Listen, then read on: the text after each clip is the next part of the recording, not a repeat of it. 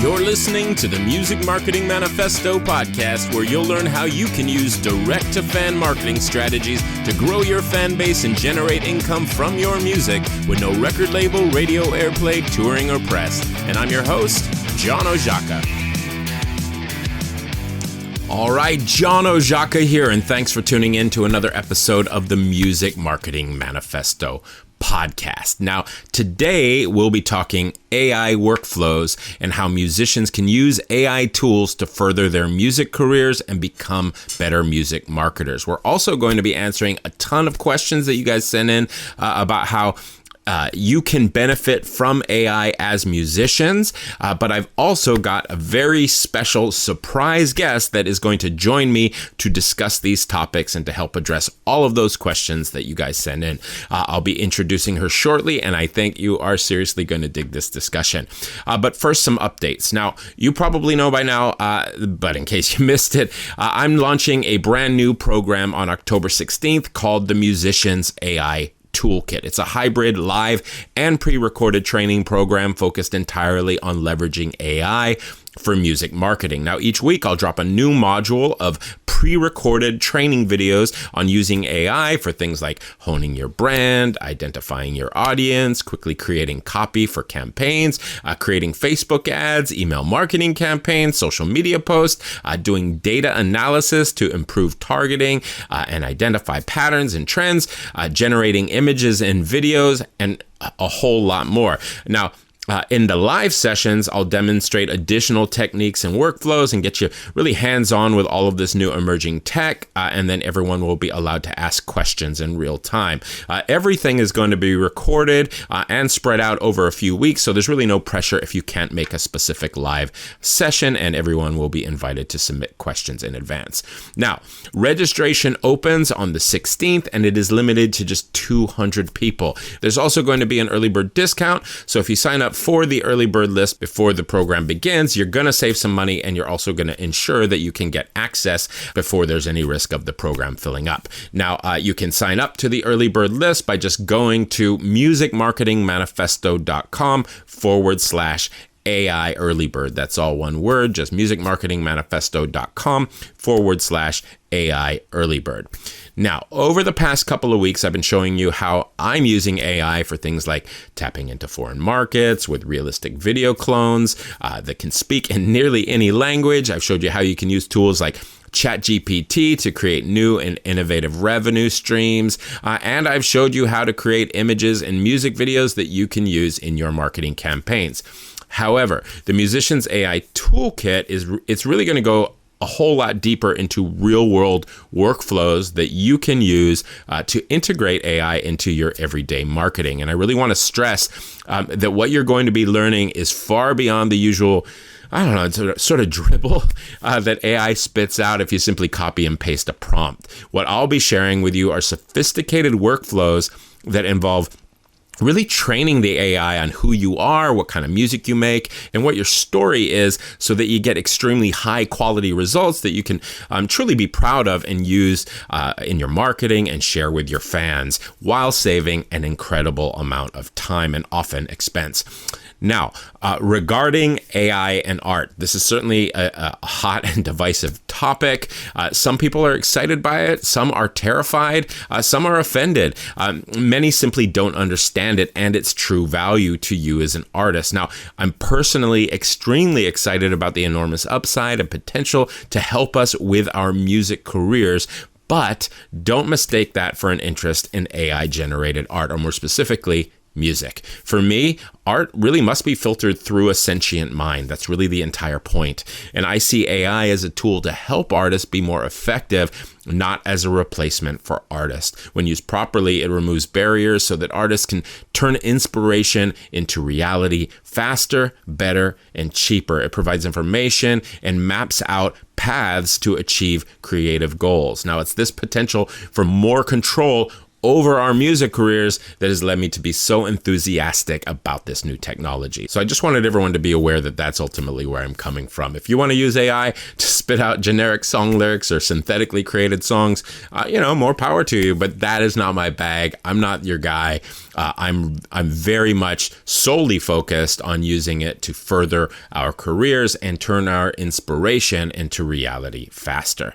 Now, I also really wanted to stress this concept of workflows when it comes to AI. It's not the first time you've heard that term. There's nothing specifically new about the concept of workflows, but I think it's going to be a very important concept going into 2024. Now, I emphasize AI workflows rather than just focusing on specific tools or specific end results, because my belief is that we need to look at our existing goals and find formulas, training processes, prompts, and once more, workflows that yield the results that we want. Now, the perspective really needs to shift from what can AI do for me to how can AI help me accomplish whatever specific thing I'm trying to ultimately accomplish. When we start thinking like this, we start to gain real traction and become capable of integrating AI into our lives in a powerful way. In other words, rather than just turning to AI and expecting it to just make you successful as though it's some magic genie, we should be using it to really fill the gaps of our knowledge,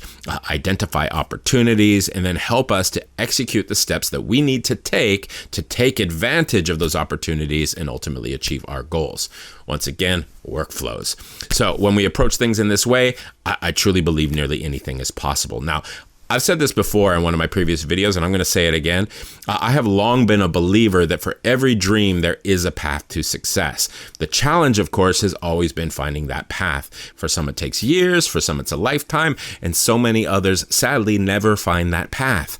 But AI can show us the path, and it can keep us on it. So really, that's all I have to say about that. That's kind of getting everyone up to speed on where I'm coming from, what's coming at you, and really my area of focus when it comes to AI.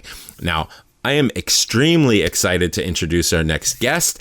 This is an absolute first for the Music Marketing Manifesto podcast. It may be a first on any music marketing podcast. I would like to introduce our guest. Please welcome ChatGPT. Is it okay if I just call you GPT? Of course, John. You can call me GPT. It's a pleasure to be here on the Music Marketing Manifesto podcast. Thanks for having me. Absolutely. Thank you for being here.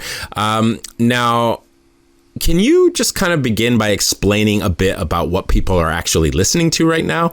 Many users aren't familiar with the fact that ChatGPT now can literally speak, see, and hear with many of your new features. Can you explain a little bit about who you are and this new voice technology you have access to and how this all works? Certainly, John. At its core, what listeners are hearing is a product of OpenAI's research. I'm a virtual assistant based on the GPT-4 architecture, which stands for Generative Pre-trained Transformer. In simpler terms, I've been trained on vast amounts of text from the internet to generate human-like responses. Now, the voice you're hearing isn't me speaking in the traditional sense. It's a text-to-speech technology reading out the responses I generate. This means our conversation is essentially me rapidly processing your questions, generating text-based replies, and then those replies are converted into speech in real time. Recently, I've also been integrated with features that allow for a richer interaction, like understanding and generating imagery or processing audio. But for our conversation right now, we're mainly focusing on the voice aspect. In essence, it's like you're talking to a very well-informed text-based chatbot, but with the added element of voice for a more natural and conversational experience. That's very interesting. Thank you for that information. Now, I do want to say to our listeners, just in the for the sake of transparency, or just in the name of transparency, that I may do a little bit of editing just to shorten response times and things like that. Although GPT responds very quickly, but I may shorten that ever so slightly. But I want everyone to know that this conversation that you're about to hear is not steered in any way. Whatever comes out of ChatGPT is straight from ChatGPT. It's not manipulated. I'm not doing multiple takes. This is our real unedited, or I should say it will be edited, but this is our real unadulterated conversation in the most honest and straightforward way that I can possibly share it while still making a concise and interesting podcast episode. Now, GPT. I've got a fairly broad question for you. So my audience is made up of musicians who are interested in using direct-to-fan marketing techniques to generate revenue from their music, with a specific focus on direct response marketing that is, of course, tailored to musicians. Now, can you speak a little bit about how AI in general can help musicians further their careers and become better music marketers while also being able to spend less time on the business side of things and more time making music? And remember, our focus is not on using AI to create music. It's on using AI to help us market the music that we create and run our careers more efficiently. Of course, John. AI offers a wide range of possibilities for musicians looking to market their work and streamline their careers. Let's dive into some ways AI can be beneficial in this context. Firstly, personalization and targeting. AI can analyze listener data to understand preferences and patterns. With this knowledge, musicians can tailor their marketing campaigns to reach the right audience with the right message. For instance, if you have a new jazz album, AI can help identify fans who have shown an affinity for jazz in the past and create a targeted campaign for them. Secondly, there's automated content creation. While AI is not creating the music in this case, it can assist in generating promotional content. Think of things like social media posts, email campaigns, or even music video snippets. These tools can take some basic inputs and generate engaging content to promote your work. Then we have streamlining administrative tasks. Many artists find themselves bogged down with scheduling, bookings, and other admin tasks. AI tools can help automate some of these, allowing musicians to focus on their art. For example, an AI-powered assistant can manage booking inquiries, schedule posts, or even handle basic customer service queries from fans. Another area is predictive analytics. This is about understanding future trends. AI can analyze current music trends, listener behavior, and more to give insights into what might be the next big thing or how to position your music for maximum impact. Lastly, interaction with fans. AI chatbots can engage with fans on platforms like Facebook Messenger, answering queries, sharing updates, or even selling merchandise. This creates a direct and immediate line of communication with fans, fostering stronger relationships.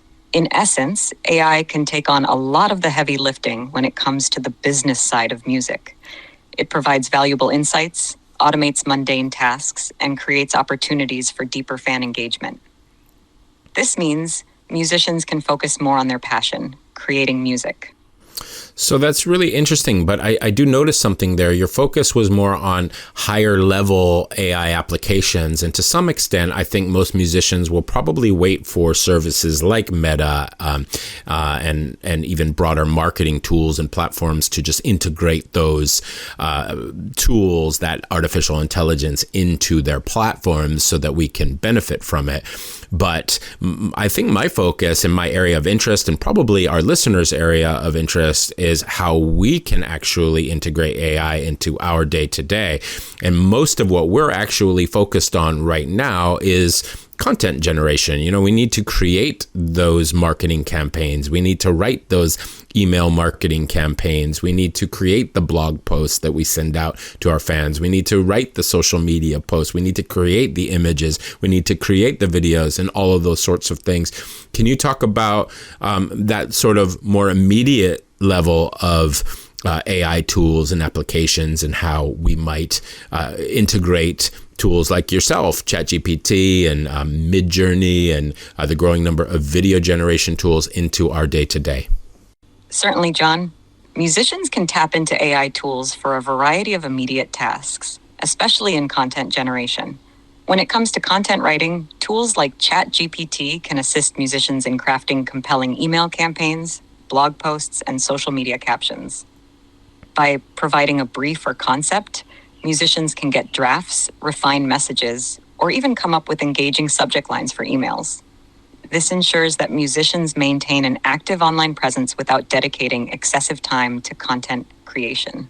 In the realm of visual content creation, there are AI platforms that can generate unique images based on descriptions. These can be used for album art, promotional graphics, or even social media posts. So if you need a visual that aligns with the theme of a song or album, AI can help bring that vision to life. For those looking to create video content, there are AI-powered tools available that can produce promotional videos, lyric videos, or even visualizers for tracks. These tools can sometimes even develop a music video influenced by the ambience and theme of a song. If you're looking to streamline your social media presence, AI tools can automate posting and interactions. These tools can discern which content resonates most with your audience and can even suggest the best times or types of content to post. Engaging with fans is vital, and here too, AI comes to the rescue. Chatbots can be a game changer. Integrated into websites or social platforms, they can engage fans, respond to common queries, or guide them to purchase merchandise or concert tickets. Before publishing content, AI can also help with optimization. These tools can review content for SEO, ensuring that what you put out there is easily discoverable. Lastly, for those musicians with a dedicated platform or app, AI can power personalized recommendations. This ensures fans get song suggestions that align with their preferences, leading to more engagement and listens. In essence, there's a wealth of tools and AI applications that can be seamlessly integrated into a musician's day-to-day tasks, making marketing and engagement efforts more efficient and effective. Interesting. The modern AI revolution is really just in its infancy. It's been less than a year since the launch of ChatGPT and much less time since it caught on with the public. Now, we're currently seeing an explosion of new tools and everything seems to be changing so fast. Where do you think it's likely this is all going? What does the future look like for musicians? How is music going to be made? How is music going to be sold? And how is music going to be consumed? Maybe say 5 or 10 years into an AI integrated world. Certainly, John. The trajectory of AI, especially in the context of the music industry, holds immense promise. In an AI integrated world, a few years down the line, here's what we might expect. For music creation, while AI will become a potent tool to assist in songwriting and composition, the essence and soul of music will still rely on human emotions and experiences. AI might suggest chord progressions or lyrics based on popular trends, but the real storytelling and emotional connection will always be a human domain. Regarding music sales, direct-to-fan marketing could become hyper-personalized. AI might analyze fans' preferences to offer tailored experiences, from special edition releases to virtual concert tickets that cater precisely to their tastes. This could result in higher engagement and stronger artist-fan relationships. For music consumption, we might see a rise in immersive experiences. AI-driven platforms could craft personalized playlists or radio stations for listeners, adapting in real time based on mood, activity, or even weather. Augmented and virtual reality concerts enabled by AI might become the norm, offering fans a front-row experience from the comfort of their homes. Lastly, on the marketing front, AI can help automate and optimize several processes, allowing musicians to focus more on their art.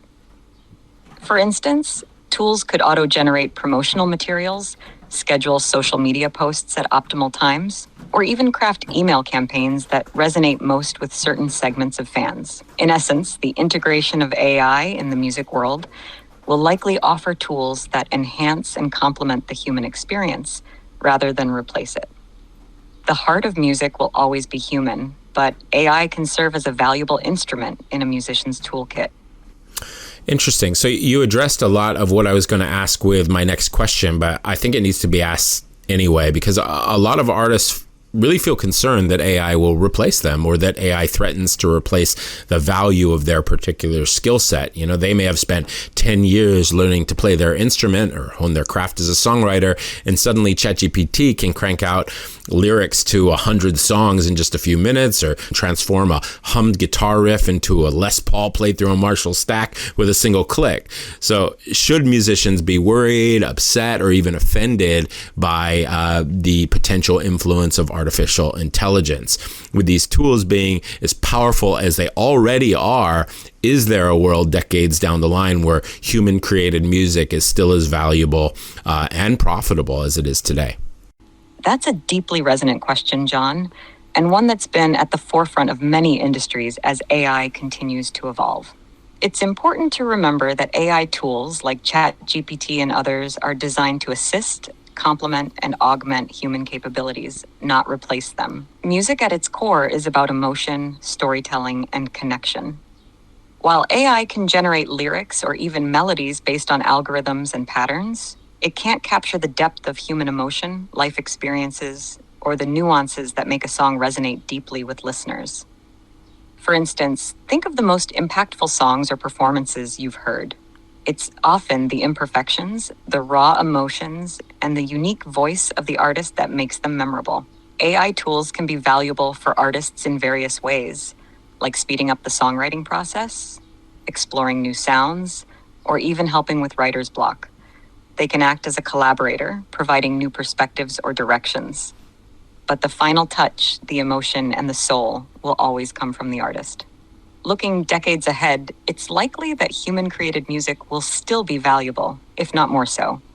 As AI-generated content becomes more common, the authenticity and originality of human-created art might become even more cherished. There might be a niche market for AI-created music, but it won't replace the deep connection people feel with music that's born out of genuine human experiences. In conclusion, while AI can certainly offer tools and opportunities for musicians, the heart, soul, and essence of music remain inherently human. It's about connection, and that's something that can't be replicated by algorithms. I think that's a great answer, and I think it's an appropriate answer for where we are currently at. But just to push back on that a little bit, there are many talking about artificial general intelligence being just a few years away. And beyond that, we have artificial super intelligence and then potential artificial sentience. So what does it look like when we go decades down the line? And setting sentience aside for a moment, artificial general or even artificial super intelligence would surely be able to create art that was as good or entertaining as human created art. So how does an artist feel good about a future where that to many seems inevitable? That's a thought-provoking question, John, and a concern shared by many, not just in the world of music, but across various creative fields. The evolution of AI towards artificial general intelligence, AGI and beyond, certainly paints a complex picture for the future. If and when AGI is realized, it would, by definition, be able to perform any intellectual task that a human can, including creating art. This means it could potentially capture nuances, emotions, and subtleties that current AI models can't. However, even in such a world, there are factors to consider. One, authenticity. Even if AGI can create art or music indistinguishable from human-made work, there's an innate value in something being genuinely human.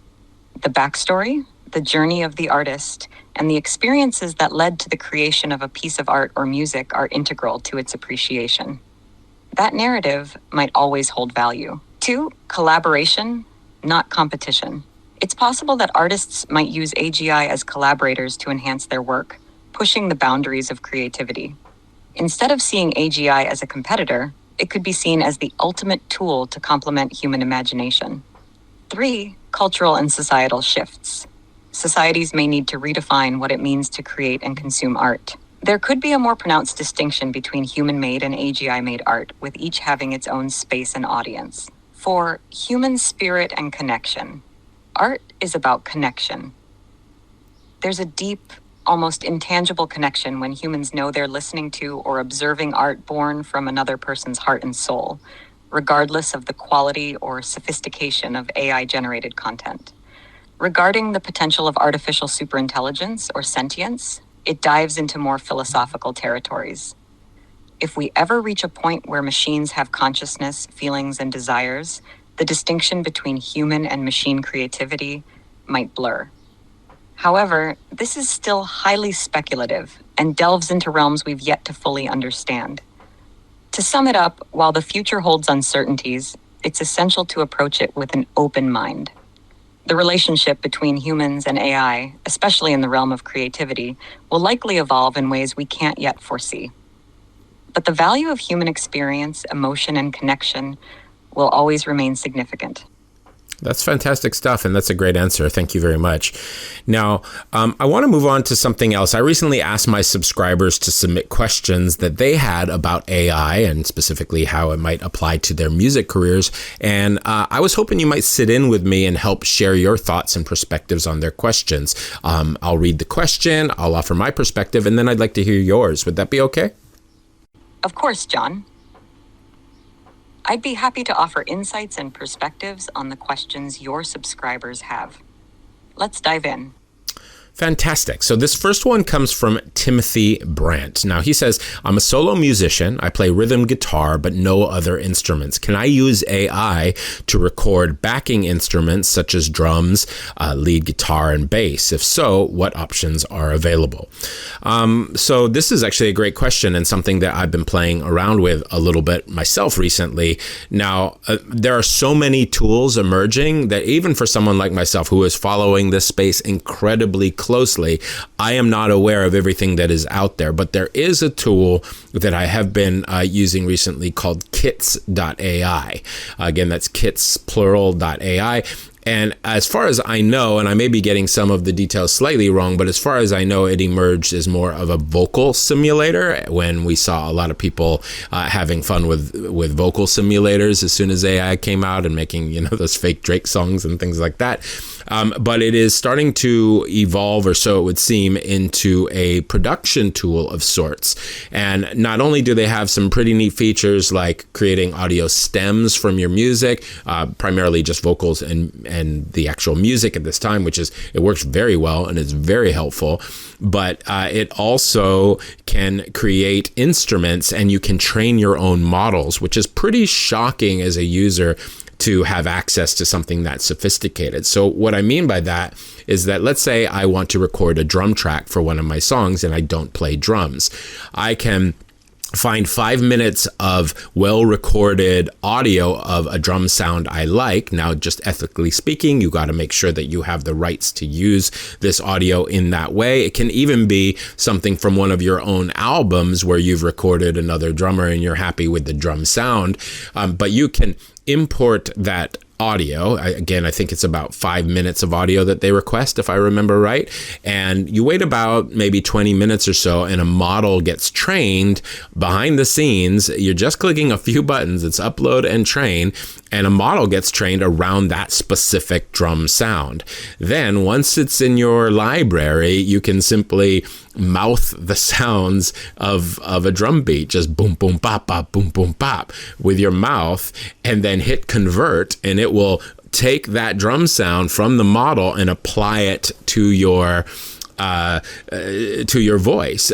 Conversely, you could actually take a lower quality recording of yourself playing drums or tapping on a table or whatever else you had as a source that conveyed the sound you ultimately wanted to make, and turn that into a pretty impressive drum track. Is it always perfect? No, nothing around AI is always perfect just yet, but you'll certainly get a usable drum track with a few iterations. And the same is true of really any musician that you can find a recording of that you can ethically use, meaning you have the rights to actually use it for a model. And this could be saxophone, or it could be bagpipes. And where the real skill comes into it is actually being able to somewhat closely mimic the sound with your mouth. You don't need to be an impersonator, but you do need to give it something to go on, because it's really just transforming what you give it into that instrument. And it's quite amazing. And they have a library of their own instruments that you can use. It's not very large, at least yet, but tools like this are absolutely emerging, and one could already create an entire a cappella album that to the listener sounded as though it had drums and bass and guitar and everything else. And of course, if you want some backup vocals, you could sing it in your voice and then choose one of their other vocalists and convert it into another sound, which is also kind of amazing. I found the instruments to be more impressive than the vocals, and I found that that audio stem tool where it splits your audio, the audio splitting tool, to be incredibly useful if you don't have TV mixes, which I didn't for a song and needed recently for a project. It's really, really great. Now, ChatGPT, I'm curious about your perspective on this because your training cutoff is January 2022, and I don't even know that tools like that would have existed. And it makes a conversation like this somewhat interesting because so much has happened since your cutoff. You're going to have probably a broader awareness of things like this without specific training on the tools that are available. But can you speak a little bit to Timothy's question? Offer some insight, at least into what you are aware of and the directions this kind of technology might ultimately take? Timothy is on the right track. The potential of AI for music production has been rapidly expanding. Back in 2022, tools like DistroKid's AI mastering and Isotope's products used AI to help enhance the production quality. AI can help solo musicians immensely, especially when it comes to filling out their compositions with additional instruments. The tool you mentioned, Kits.ai, is a perfect example of how voice or simple input can be transformed into a variety of instrument sounds. Such tools can be invaluable for solo musicians who may not have the resources or ability to record with a full band. There are other platforms that were emerging around 2022, like Amper Music and Iva, which allow users to compose music with AI assistance. They can generate backing tracks based on set parameters like mood or genre. As for where this is all going, I believe the future is about making music creation even more accessible and tailored. Imagine an AI tool that understands your specific style and nuances and can create backing tracks that perfectly complement your primary instrument or voice. It'll be like having a virtual band that knows exactly what you want. However, as always, while these tools can assist in the creative process, the true essence of music still comes from the heart and soul of the creator. It's essential to use these tools as enhancements rather than replacements. Fantastic insights. I really appreciate that. That's good stuff. So this next one comes from Stephen Barry Cohen. He says, I'm following what you have instructed in Music Marketing Manifesto 5.0 to a T about putting together my first Facebook ads, and that I am in the urban Americana music genre.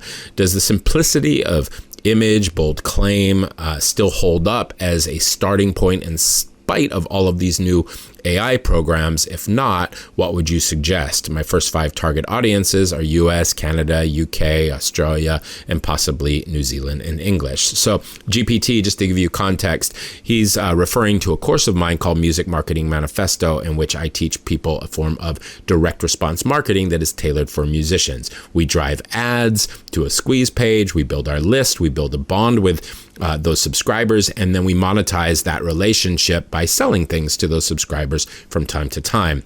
And in our ads, particularly for this type of offer, what tends to perform best is actually image and text, where we make a bold claim about the experience our music can offer, and we use an image to support that promise or that claim and our brand.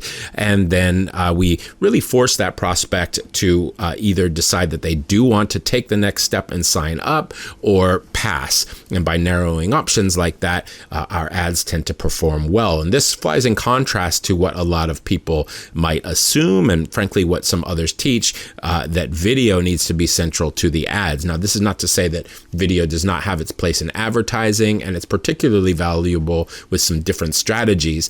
But with this approach, bold claim and image works best, certainly in my experience. And this is not just coming from me, but thousands of artists who have gone through my programs.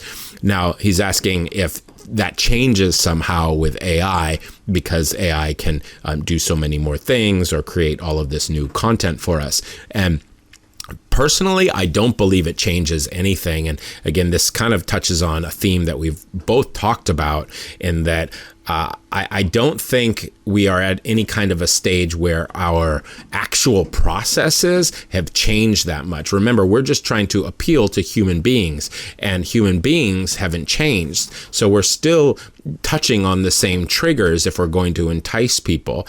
Where we're using AI is to create those images, to create that copy, or at least to help us with it, so we can get to the point of the interaction, which is the relationship building and the exchange of music. So So no, I don't think it changes anything really, other than it potentially speeds up the process. And for those people that are not particularly good at writing copy or don't feel that it comes natural, AI can really save a lot of people some pretty terrible copy. Do you have any thoughts on this? Certainly. John? AI, as it stands now, is an augmentative tool, not a fundamental shift in human behavior or preferences. The core principles of effective marketing, like the bold claim and image you teach in Music Marketing Manifesto, are based on human psychology, which hasn't changed due to AI. What AI can do is optimize and speed up the process.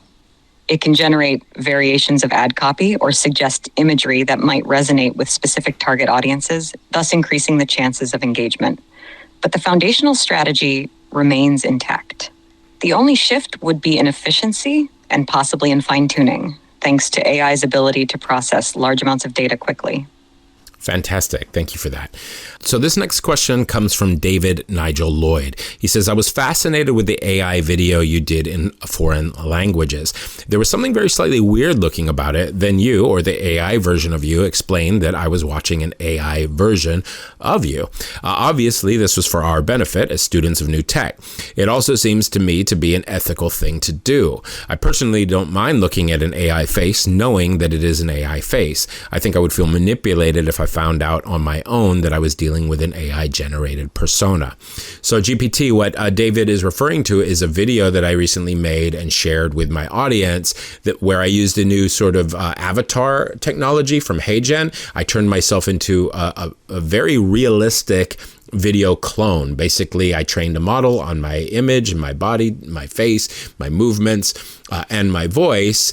And then an avatar was created, and it was as simple as me typing in a script and generating a video. There was also a translate button, so I could convert my language into nearly any language, and the AI generated flawless mouth movements and gestures to go along with it, making it look like I was genuinely speaking in another language.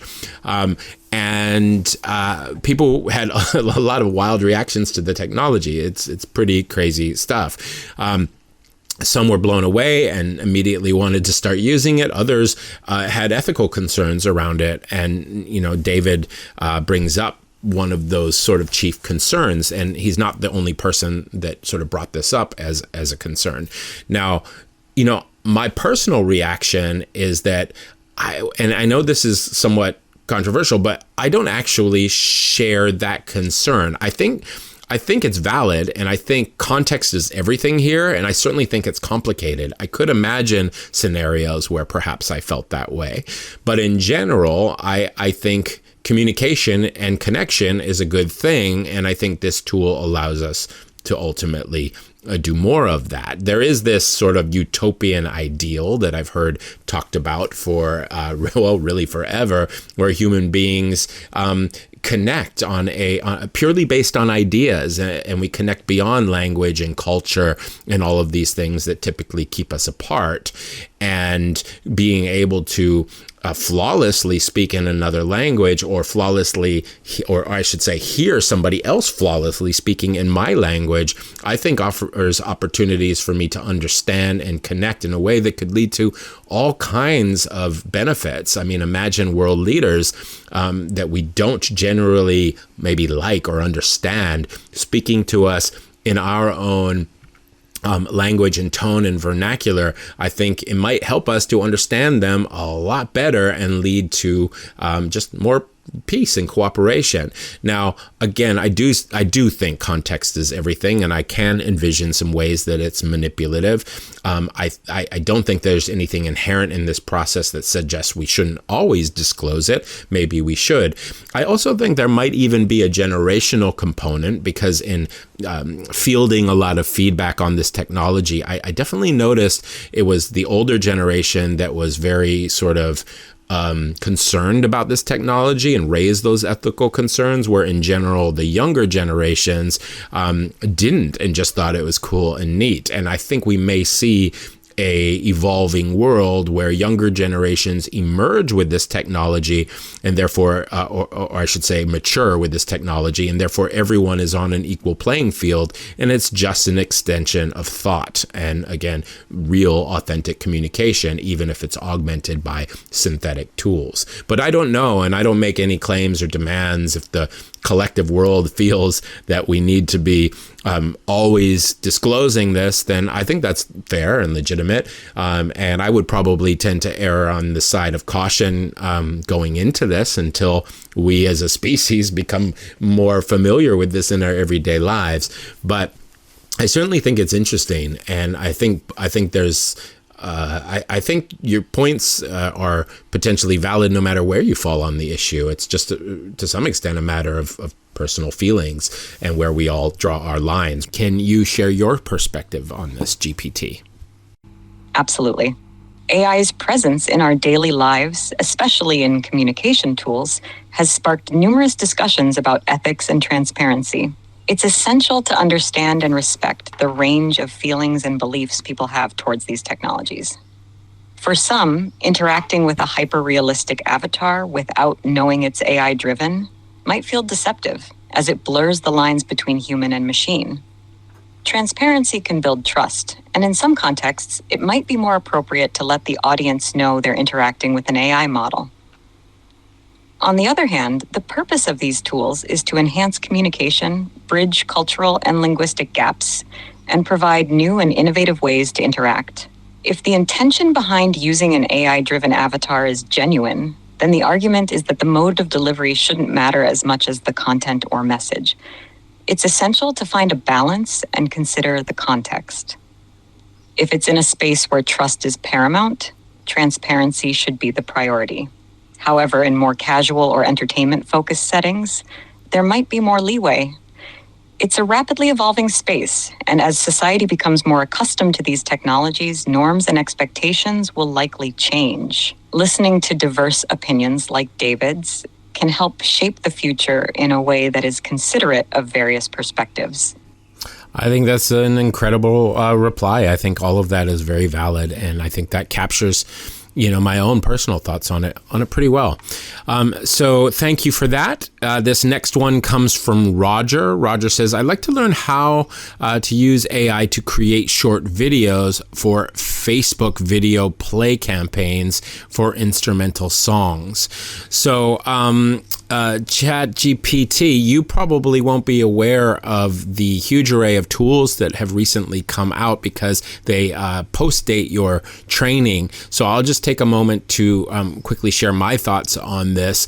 Roger, there are an array of tools, and it really just depends on how hands-on you want to be and how much control you want to be. In a recent video that I released, you guys would have seen me go into a somewhat almost comical series of steps and tools, but that was all kind of intentional. I wanted to intentionally take on an ambitious project with an ambitious concept and use as many tools as possible to just kind of give a sense of what was possible and really, or what was out there when it comes to these tools, and frankly have some fun with it and tell a very specific and controlled story, if not a perfect video. I think I really accomplished that. I was able to use AI tools to create a narrative that matched the concept that I had in mind. But there are simpler tools out there. There's one tool that I'm going to be talking about more in some upcoming content, and certainly in the Musician's AI Toolkit, which is a tool called Neural Frames, and you can try it by going to easymusicvideos.com. Again, that's easymusicvideos.com. Just once more, full transparency, that is an affiliate link of mine, so I make a couple of bucks if you check it out through that link. But it also happens to be an easier link to spell. So once more, easymusicvideos.com. And it's a pretty cool tool that I'm only just scratching the surface of, that allows you to very quickly import a video. You can even create models of your face.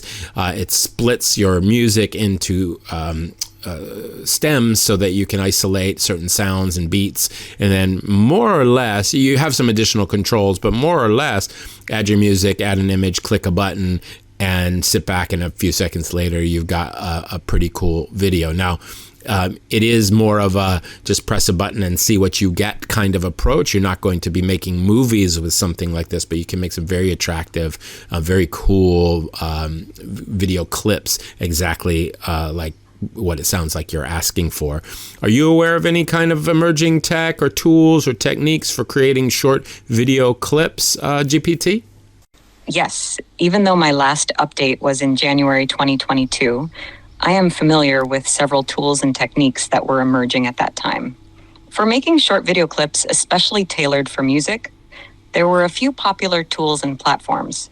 One, RotoBrush 2.0 in Adobe After Effects.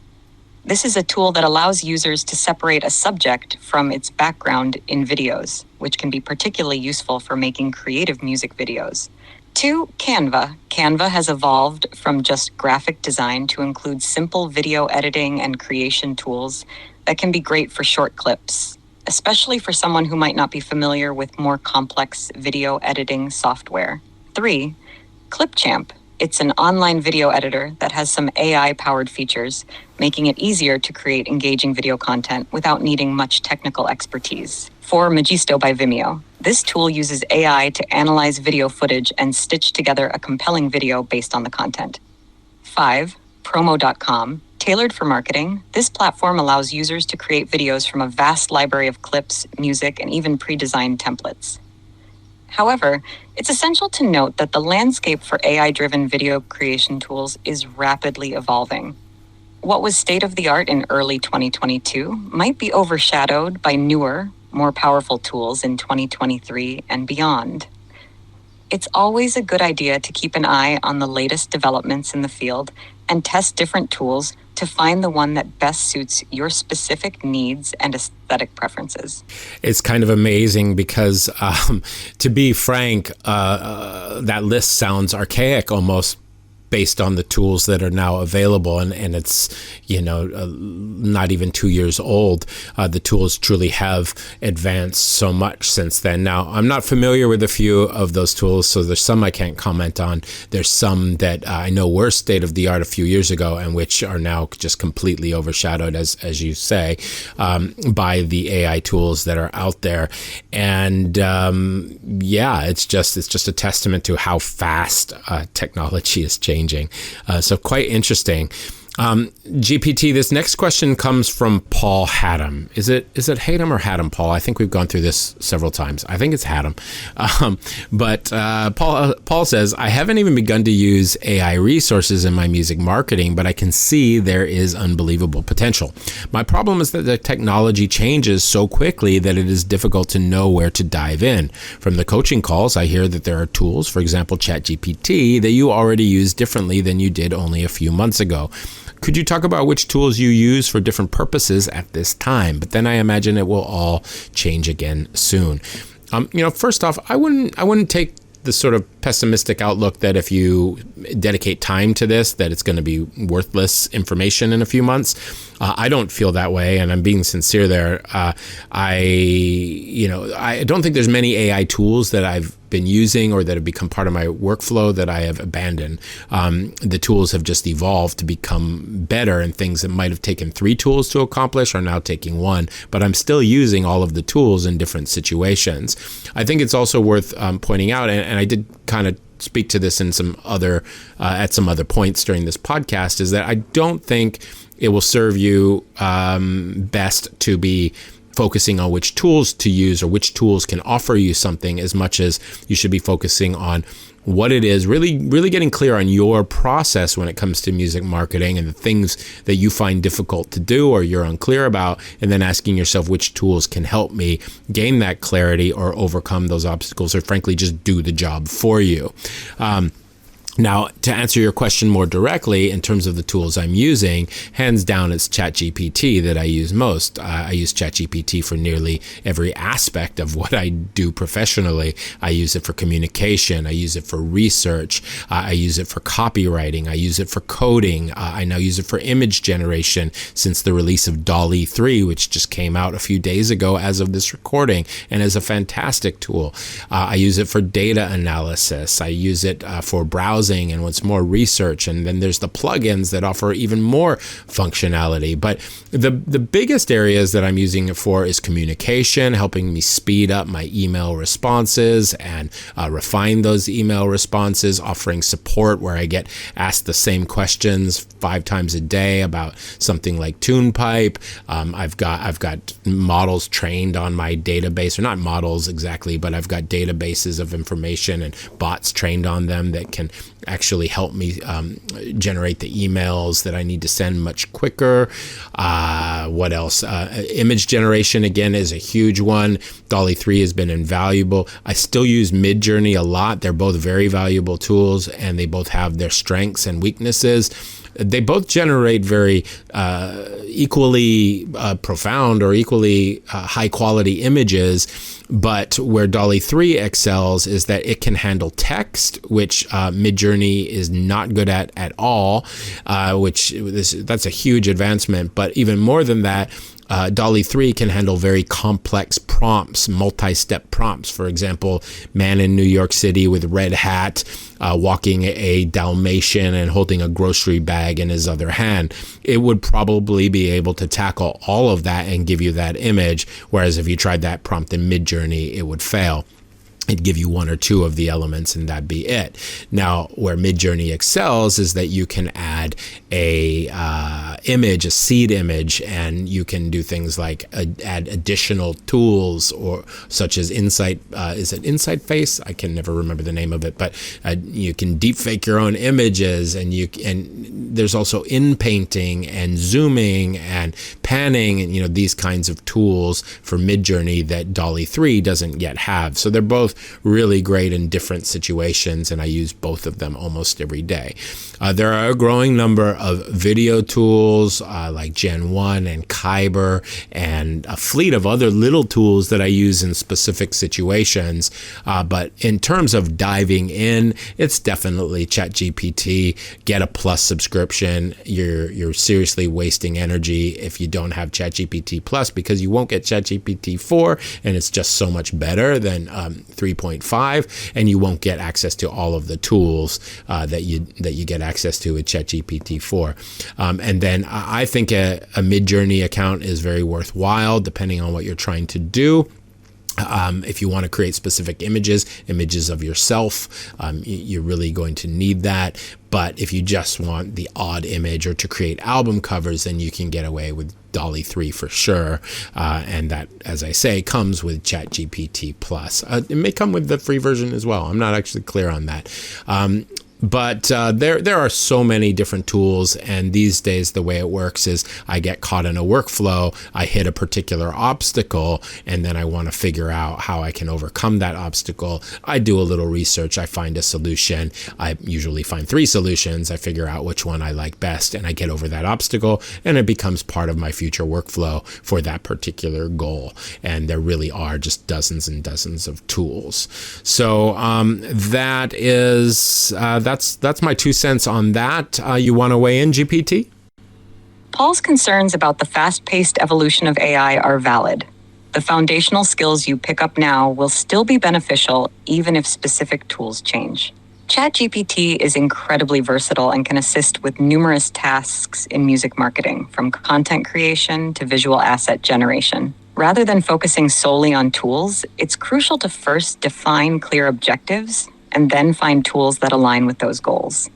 By diving in now and using AI to enhance his music marketing, Paul will be at the forefront, growing alongside these innovations. Joining communities or forums can also help navigate the AI landscape. Great stuff. Great stuff. So this next question comes from Brian Schumann. Brian says, do you know of a way to use AI to analyze music to see what type of audience I should be targeting with meta ads, and or to find the overlap between the type of people who will like my music and who will also be a demographic that will buy music, and or in a reverse way to specifically write sales copy that aligns with the audience my music happens to be drawing in, and or to help deciding which images and branding might be the best fit for the music and for the audience. If AI can help, I'm all ears. Well, in short, absolutely. I mean, these are the exact kind of workflows that I'll be teaching in the Musician's AI Toolkit. We basically take whatever data that we can mine from any aspect of our career, whether that's sales data or that's reviews, and then we begin there trying to distill a USP and some targeting options, and we use all of that to ultimately train ChatGPT to be a better copywriter. We feed it examples and get it to learn from our style, to really truly understand our music, to really truly understand our audience. And when you do all of that in the right way, in the right order, you get some really fantastic, extremely usable results that are often better than you yourself would create. So it absolutely can do all of those things. They are, reasonably advanced processes, and for each goal there is a different process. So I don't know how to answer that more concisely than I just did, but certainly it's all very, very possible. GPT, do you want to weigh in on Brian's question? Absolutely. Brian's asking about the power of AI in music audience targeting, sales copy, and branding. For music audience targeting, AI can analyze patterns in listeners' behavior and preferences. By feeding the AI tools with relevant music data and metadata, you can get insights into potential audiences that would resonate with your music. This becomes crucial for effective ad targeting. When it comes to crafting sales copy, by training AI on your past work, audience feedback, and other contextual data, you can generate copy that resonates deeply with your target audience, maintaining the tone and style that they relate to. Finally, for branding and imagery, AI can suggest visuals that align with the sentiment and style of your music. This ensures a cohesive brand experience across all touchpoints. In essence, with the right training and data input, AI tools can be a game changer for musicians in understanding their audience, crafting compelling messages, and creating a consistent brand experience. Well said. So this next question comes from Karen Oku, apologies there on the pronunciation. She asks, can AI producer create videos, mix and master my songs all at the same time? So I got to admit, I'm not familiar with AI producer, so I'll have to check that one out. But I'm not familiar with any tools in AI that can do all of those things at the same time. There are a lot of advancements in AI around things like AutoGen from Microsoft, which are basically AI agents. And what this involves, it's pretty high level, at least on the consumer end of things, but it involves basically using multiple AI agents or multiple ChatGPTs or equivalent AI sort of resources to communicate to one another. So if you said to go and mix and master a song, maybe that first AI might try to analyze the data or that audio and turn it into a spectrogram. It would then know to take the data and pass it to another agent whose job it would be to take the next step in modifying that spectrogram, and then it would feed the result to yet another agent who might then convert it back into an MP3 or WAV file, and that's probably a simplification of how it works, but it's multiple agents working together to accomplish more steps than consumer level products like ChatGPT can do all of their own. And because from what I know of that, it's on a fairly high level, I would be surprised if there's any real true sophisticated AI tools that can do that advanced of stuff, with mixing and mastering and creating music videos all within one platform with one single prompt. I would be extremely surprised. It may have some AI within it, and it may be able to even do all of those things. I'm not familiar with it, and I am skeptical. GPT, what do you think? I understand your skepticism. As of my last update, I'm not familiar with a tool named AI Producer that encompasses all those functionalities. While there are tools that can use AI for video creation, others for mixing, and still others for mastering, doing all these tasks simultaneously within a single platform is ambitious. AI has made strides in these individual areas, but combining them seamlessly is a complex challenge. Always a good idea to approach new tools with a bit of caution, research them thoroughly, and understand their capabilities and limitations. Great stuff. So this next one comes from Daniel Byro. How's it going, Daniel? Daniel says, really enjoyed your walkthroughs for the AI video. Great result, by the way, and the chatbot. My concern with all this, especially in terms of images and videos and bots, since it's early days and all moving so fast, is that there will be an AI fatigue point. Is it already here? When people will spot the AI stuff a mile away and be fed up with it.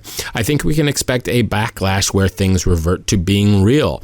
No doubt things will evolve where you might not be able to tell the difference anymore, but in terms of ChatGPT's use as an assistant tool, that's huge and will change the world. For me, the key use of AI, apart from generating ideas and copy, is optimization. What I would really like to see is something like TunePipe, totally integrating AI in every element: website funnel, mailing list, shop, orders, ads, all copy and all images, to allow AI to constantly monitor and optimize a whole setup automatically. For instance, monitoring different A/B tests and automatically improving headlines and images for each platform, while monitoring which products sell better and which price points, at which price points, etc. Some for email automation, or same for email automations, seeing which emails work best and at how many day intervals, and adjusting the flow accordingly. Obviously, all this is based on an initial training of all aspects of an artist persona, basically taking over all the painstaking, one element at a time optimization that we have to do now. Ideally, an artist would input all their info, images, and music from a carefully thought out questionnaire, and AI would set up the whole of TunePipe and start optimizing it once launched. This would save so much time and replace a whole team of assistants, which I can't afford. That's my 2 cents worth. Looking forward to your insights and state-of-the-art updates. So there's a couple of things going on there. First, let's talk about AI fatigue.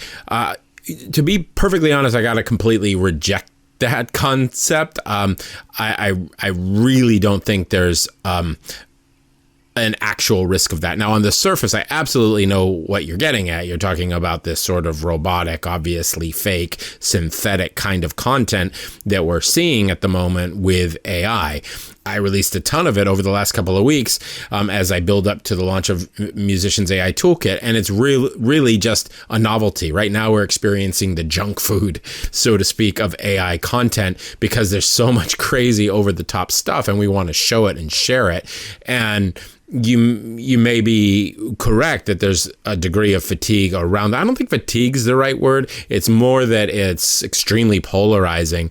However, the reality of AI as it pertains to our future, you don't necessarily ever need to see it. In fact, AI has been around for a while, not on the consumer level, like we're all experiencing it right now with tools like ChatGPT and so forth. But AI has been around for a long time, and it's really just processing power and language models and sort of surplus intelligence that we can use to speed up processes. So no, I don't think there's any risk of that. Like, yes, there probably is definitely a risk of fatigue over very obviously AI generated content, in the same way that there was certainly fatigue over auto-tune, and then there wasn't again, at least with certain crowds.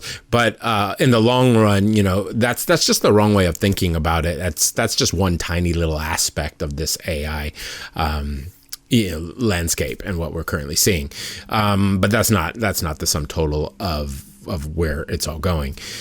Now, in terms of the complete automation that you mentioned there, absolutely, that I couldn't agree more. And that's where it's going. It took me about 5 seconds, referencing TunePipe, it took me about 5 seconds before I started thinking up ways to potentially design perhaps less ambitious versions of exactly what you said. And I only say less ambitious because a more ambitious approach would probably be out of reach. I mean, even a less ambitious approach might be currently somewhat out of reach, but that is going to be how it all goes. And I think GPT has touched on that in this conversation, at least when talking about the future of of AI.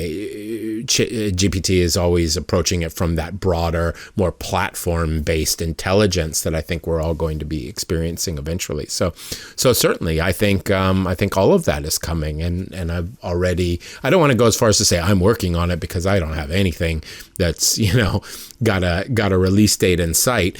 But those kinds of solutions are very much on my mind for a platform like TunePipe, and regardless of whether it's TunePipe or another platform, I think you're definitely going to see things like that in the not too distant future. And if it's not the platforms, it'll be an external tool that can go and do all of those things. And that technology is actually a little closer to already existing with things like Agent GPT and AutoGen and those kinds of tools where you can effectively tell an AI what to do, or a group of AIs, and assign them roles, and they can go out and do all of those things that you might want to or you might need done to accomplish the result you just highlighted. So GPT, you want to weigh in on this? Certainly. First off, Daniel brings up a valid point about the potential for AI fatigue. Just like any technology trend, there's a risk of oversaturation, which can cause a backlash. It's crucial to strike a balance between innovation and authenticity. In terms of using AI for optimization, that's a brilliant vision.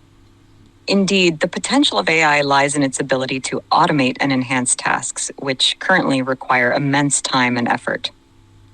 The idea of an all-encompassing platform that integrates AI across its functionalities to constantly monitor, analyze, and optimize is ambitious, but not far-fetched. It's worth noting that while AI can provide recommendations and optimize based on data, it's also essential to retain a human touch, especially in areas where emotional and subjective interpretations are key. In the end, it's about blending the best of both worlds, leveraging AI's computational strength, while ensuring that the human element, which adds nuance and authenticity, remains intact. Good stuff. So GPT, we still have a bunch of questions, and I want to get through as many as possible, but we are, the clock is ticking, and I'm conscious of time. What do you say we go rapid fire and give very concise responses to our remaining questions? We'll each go turnabout and try and get through everything if we can. Does that sound okay to you? Sounds like a plan. Shoot the next one my way. Great. So this next question, actually, it's 4 different questions. They come from Rebecca Lauby. She says, her first question is, what AI tools beyond ChatGPT should musicians be familiarizing themselves with?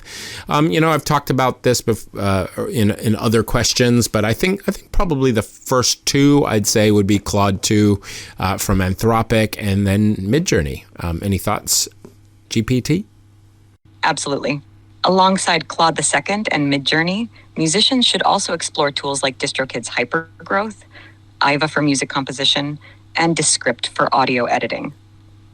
These tools can offer a wide range of assistance in different aspects of a musician's journey. Interesting. Those are tools that are a little bit overshadowed by the current AI tools, but those are, interesting suggestions. Now, her next question is, do you have tips for crafting a good prompt for an AI tool? So for me, this is a hard one to answer unless I know what your goal is, because I use very different prompts in very different situations. Sometimes I'm creating very complex prompts that involve custom instructions, access to databases and examples, especially when I'm doing copywriting and trying to get a result where tone and sophistication is required. But in other situations, I'm writing a very sloppy sentence, just kind of throwing some ideas at the wall and expecting to rely on multiple iterations to ultimately get where I need to get. More often than not, I'm being just conversational and speaking to ChatGPT like I was a human being. But again, it very much depends what I'm doing. For copywriting, writing, creative work, they tend to be long and very complex prompts where I'm maxing out the context window. And for research and even coding, it tends to be much more conversational conversational, like I'm in my office dealing with an assistant. So it really can depend.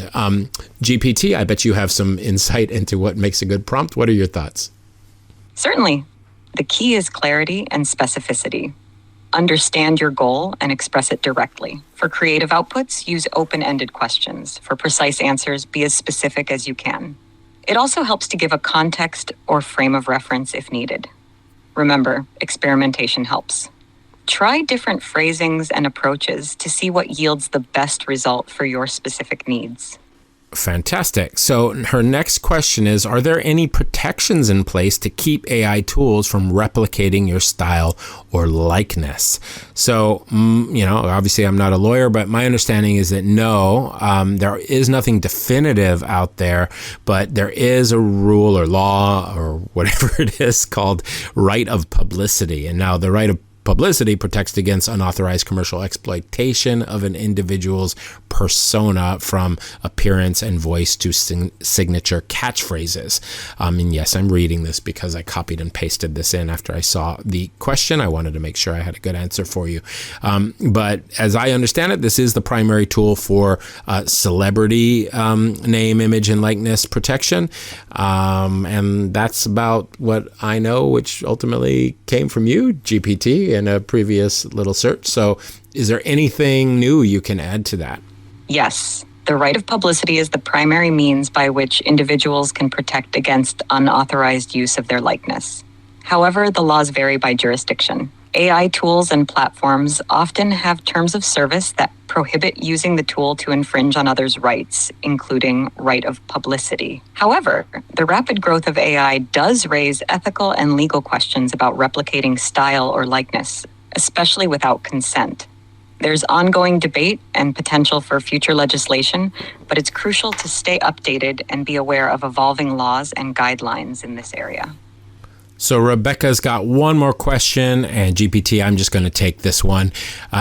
She asked, what sources do you rely on to stay up to date on AI developments? For me, honestly, the majority of it is probably YouTube, but these days I'm a big just YouTube consumer. It's kind of replaced my podcast and audiobook consumption habits. I have a bunch of different sort of, AI and science channels that I follow, news channels, that sort of thing. But there are a few. I like Matt Wolf. It's an AI news channel. There's also MattVid Pro.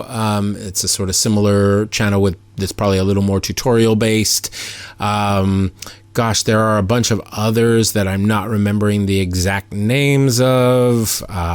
AI Andy pops into my mind, but then there are some more sophisticated channels that get into some higher level stuff around coding and autogen and that kind of stuff that I also like. There's Curious Future, which is more philosophical. There's a lot out there, but once you start watching really even one of these channels, your feed is soon going to be flooded, if you're a YouTube user, with additional AI content that you can kind of pick and choose from. What I do stay away from, ironically, is the AI generated AI content. I can't watch it. I just think it's terrible. But there is a lot of good stuff, and YouTube's my primary source of information. There's also of course, the news and things like that. But no, YouTube is where I'm getting most of it. I've even tried to do the dive into podcasts around AI, but I haven't been able to find anything as interesting. I think it really benefits from that visual. All right. So this next question comes from Frode.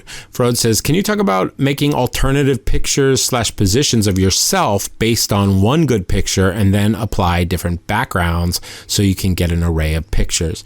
So this is something I've covered a bunch in the Insider Circle. I have a whole lesson on sort of AI photo shoots, really doing the deep dive into image generation. I'll be doing some similar training in the Musician's AI Toolkit.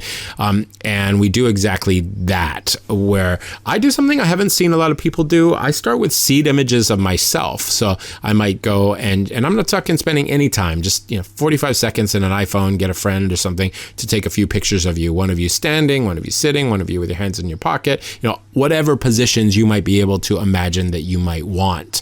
And then I use those as seed images in platforms like Midjourney. I'll upload the image and then I'll use that as the sort of source image. I might apply an image weight. It might be a low weight or high weight, depending on, what results I was getting. I'll play around with it for sure. And then I'll try to dictate the background. So I might just take a picture of me standing in front of my house, and then I might give it the image and say, man standing on Mars. And I'll get a result that looks a lot like me standing on Mars with the background. Now, the background is an interesting point because whatever you're standing in front of when you take that picture, it will usually affect the background. Not tremendously, but it will affect it. I've seen, like, if I'm standing in front of windows when I take the picture, there might be square houses behind me or wallpaper behind me with square patterns or fluorescent lights. If I'm in an office building that are squares, it tends to carry over. So in some instances, I'll use a background remover. I use Canva for a lot of these kinds of things. They've actually introduced a ton of new AI tools. I'll remove the background with the push of a button, and then I'll add in a background. They've got some image generation tools as well.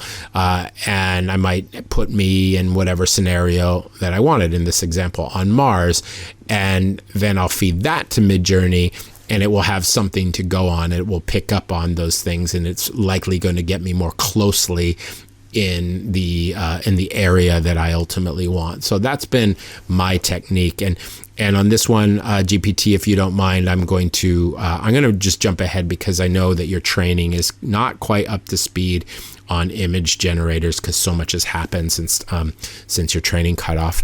This next one comes from Shirley Kason. How's it going, Shirley? She says, how do I take a video of me performing in the studio, but replace the background to make it look like I am on stage?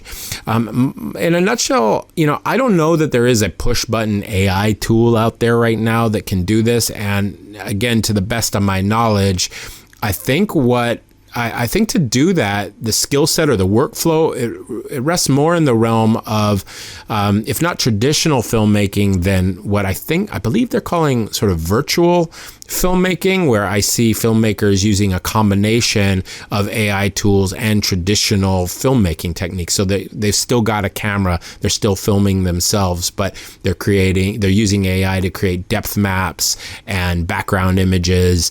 And then they're combining them all, but they're still using like lighting tools and editing tools that are in the more traditional, not necessarily AI realms, not AI like we think of it anyway. I know a lot of these tools are inside of DaVinci Resolve, which is free, but I don't personally have those workflows ironed out. GPT, do you have any thoughts for Shirley on this? Yes. To achieve the effect Shirley is looking for, it's a blend of traditional video editing and newer AI tools. 1. Green screen, chroma keying.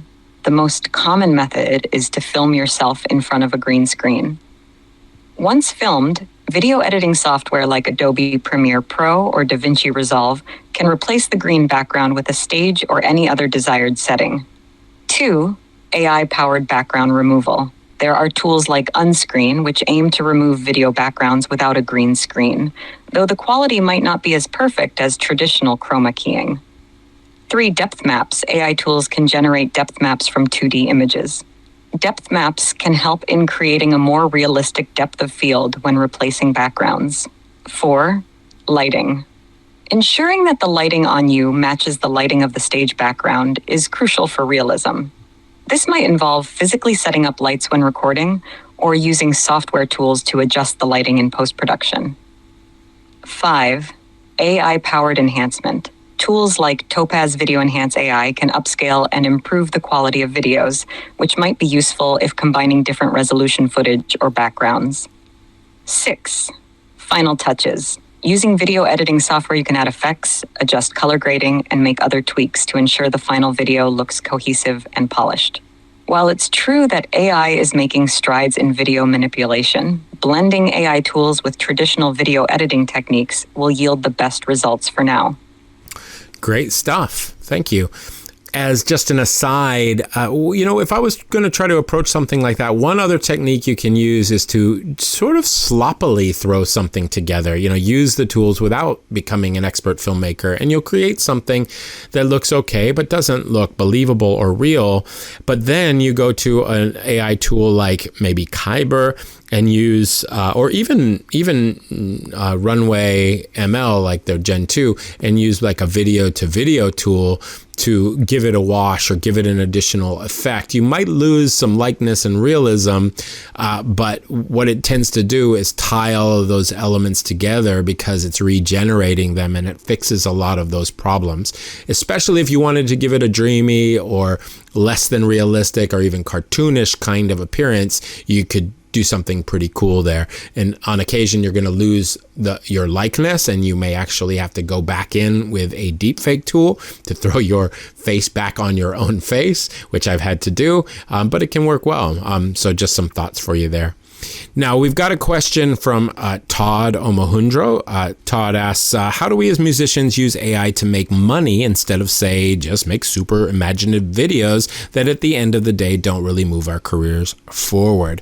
Now, I think this is a repetitive, if not theme, then at least answer on this podcast, which is that I don't think that you should be asking, how can AI help you make money? I think you should be really trying to become clear on what you're currently doing to try to make money from your music, and then asking yourself, how can AI help you do that more quickly and more effectively? If you don't have a plan, or if you're not doing anything to further that side of your career, then ChatGPT or tools like it can be very valuable at helping you lay out a plan and helping you do the research and really understand and learn this process, as can human teachers like myself. So I think that's really it. Get clear on what it is that you're trying to do, and then use ChatGPT to help you in that process. It's certainly not just about making imaginative videos.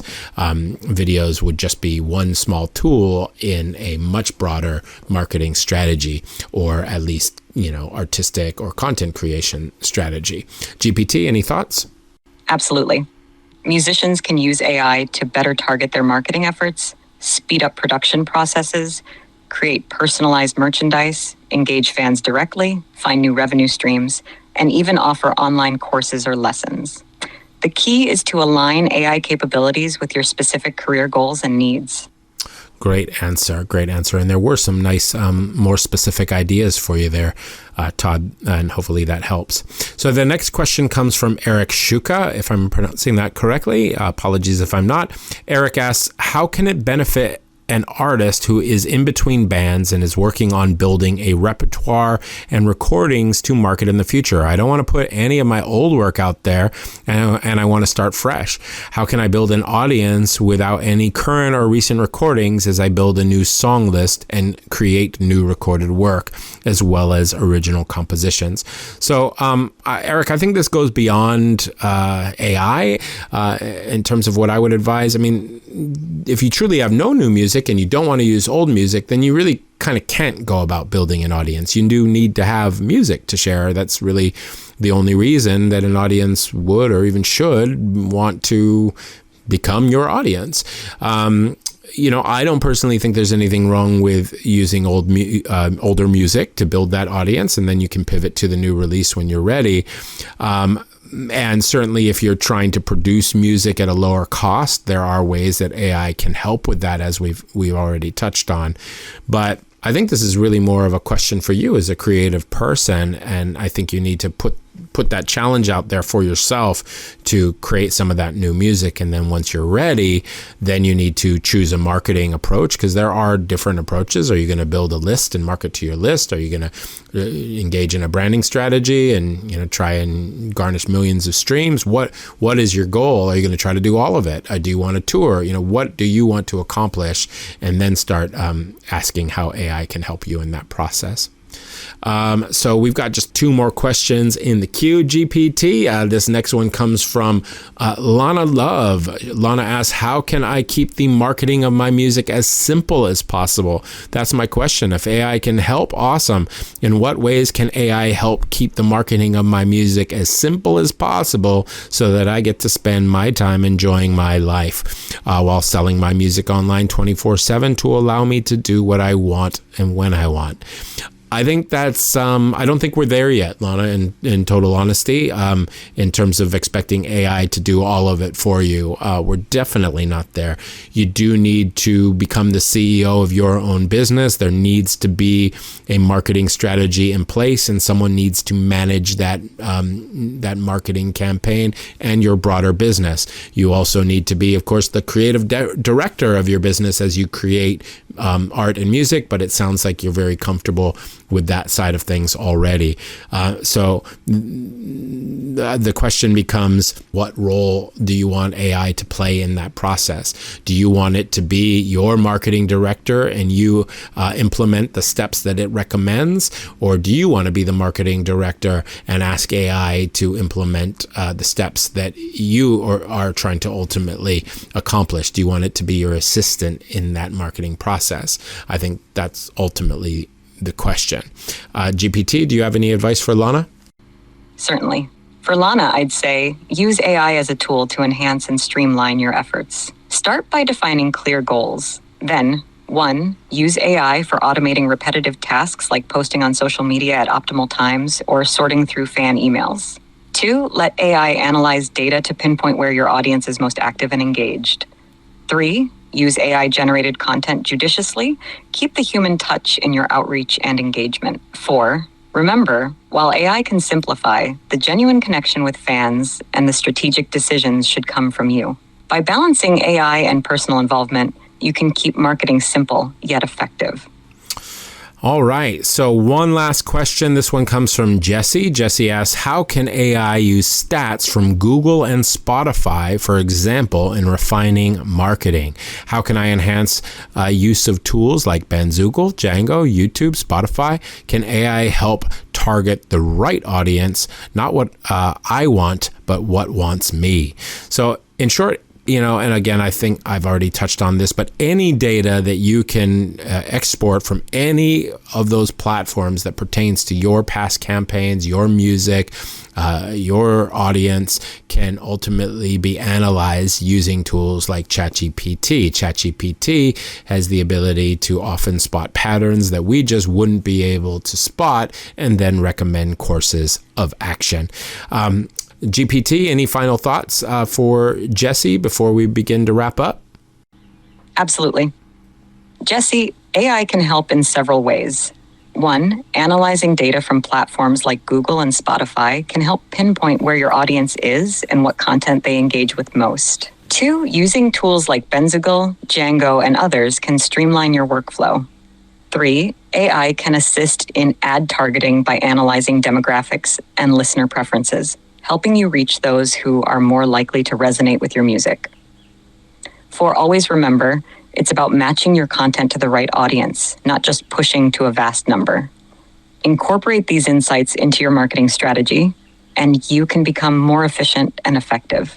Fantastic. So, all right, that concludes our Q&A. I first want to just thank everyone who submitted questions. If we did not get to your question, it's just because it came in after the cutoff. But I really appreciate everybody who spent time to, share your thoughts or submit a question. And I appreciate all of you who are here listening to this for taking time out of your day to listen to this conversation about AI workflows.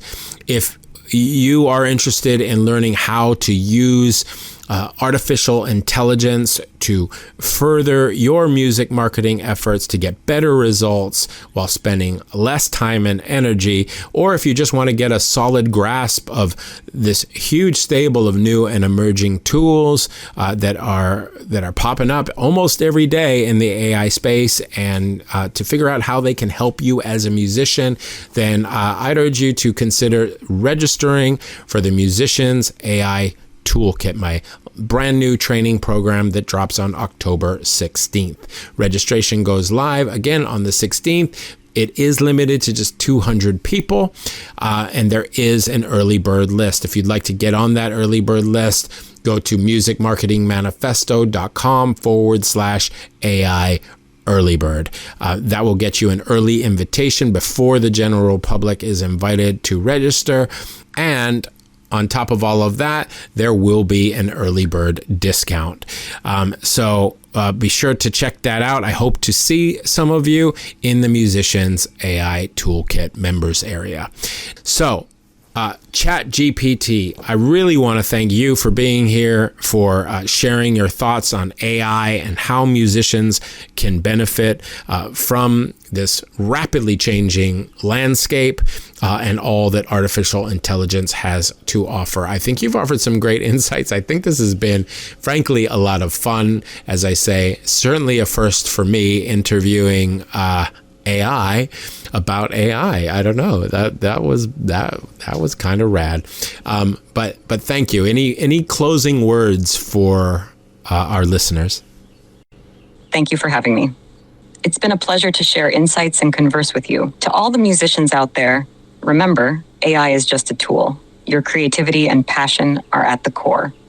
Embrace change, stay curious, and always keep the music alive. Best of luck on your musical journey.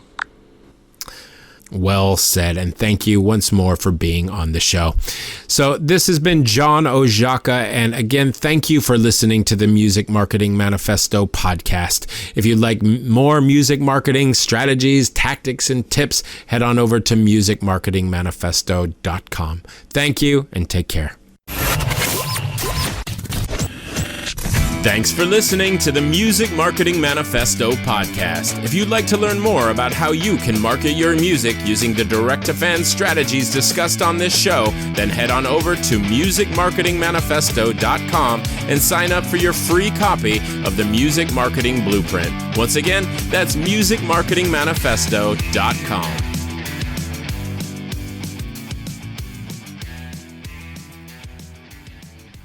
You have reached the message cap for GPT-4. Please try again later.